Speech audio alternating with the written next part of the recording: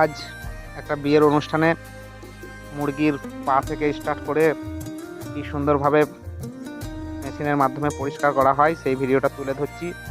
তো দেখুন, একসঙ্গে দুটো করে মুরগি এই মেশিনের মধ্যে ভরা হচ্ছে, আর কি সুন্দরভাবে কত সহজেই খুব তাড়াতাড়ির মধ্যে মুরগিগুলো পরিষ্কার করা হচ্ছে।